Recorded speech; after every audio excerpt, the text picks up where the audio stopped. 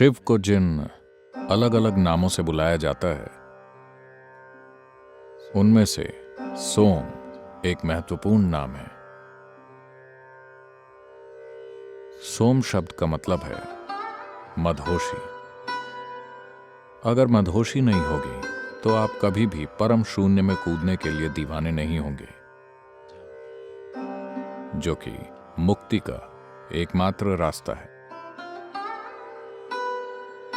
इसलिए सोम या सोम सुंदर शिव के सबसे प्रमुख नामों में से एक हैं। हमेशा मदहोश मगर पूरी तरह सजग। तो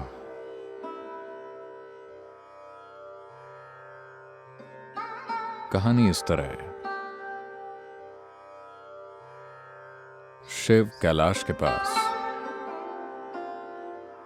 पूरी मदहोशी की हालत में बैठे थे। पूरे भारत में खबर फैल गई कि वहां एक आदमी बैठा हुआ है, इतना शानदार आदमी कि धीरे धीरे साल दर साल लोगों ने वहां की यात्रा करनी शुरू कर दी। एक लड़की थी जो हिमालय राज्य की राजकुमारी थी। उसका नाम था पार्वती। जब उसने ये सुना, वो बोली, मैं जाकर उन्हें देखना चाहती हूं। उसने जैसे ही उन्हें देखा,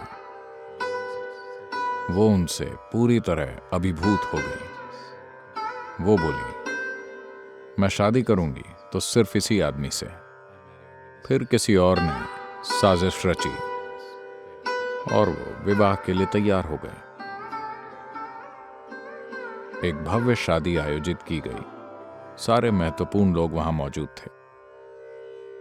दुल्हन सजी संवरी बैठी थी। हर कोई दूल्हे का इंतजार कर रहा था। और फिर दूल्हा आया। शिव अंदर आए।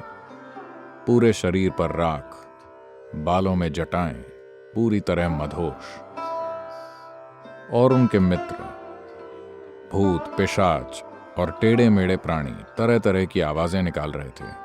पार्वती की मां मीना ने इस आदमी और उसके दोस्तों को देखा, और जब उन्होंने सोचा कि उनकी बेटी इस आदमी से शादी करने जा रही है, तो वो बेहोश होकर गिर पड़ी। उन्हें होश में लाया गया।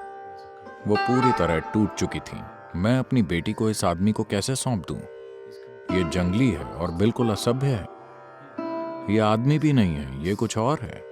फिर पार्वती ने जाकर शिव से विनती की,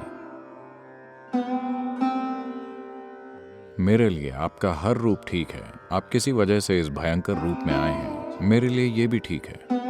पर मेरी मां के लिए एक अच्छा रूप धारण कर लीजिए। उन्होंने कहा, ठीक है, और बहुत सुंदर और भव्य रूप धारण कर लिया। उस रूप को सोम सुंदर कहा गया।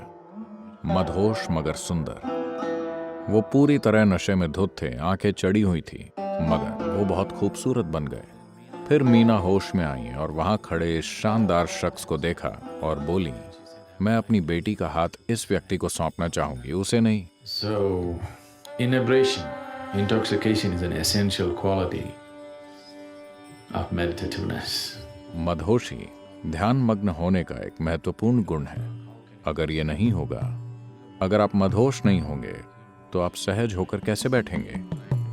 ये भयंकर परेशानी होगी। सिर्फ इस तरह बैठे हुए किसी चीज पर ध्यान केंद्रित करने की कोशिश। इसलिए ये शिव का मूल गुण है। तो उनके सिर पर चंद्रमा है, जो इस बात का प्रतीक है कि वो हमेशा खुद ही मदहोश होते हैं, किसी पदार्थ से नहीं। शिव के लगातार सोमरस पीने का मतलब है वो शराबी नहीं थे। वो बस उस चांदनी को पीते रहते थे, जिसे वो हमेशा अपने बालों पर रखते थे, और लगातार मदहोश रहते थे। यह आनंदित स्थिति अपने आप में एक लक्ष्य नहीं है।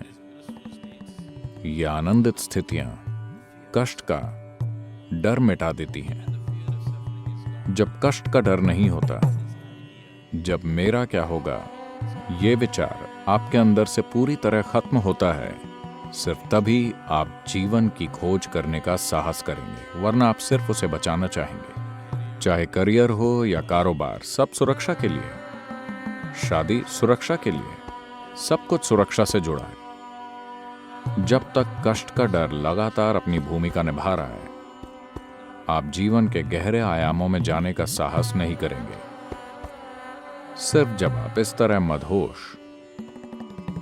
मगर पूरी तरह सजग होते हैं, तभी कष्ट का डर नहीं होता। आप कहीं भी जाने के लिए तैयार होते हैं।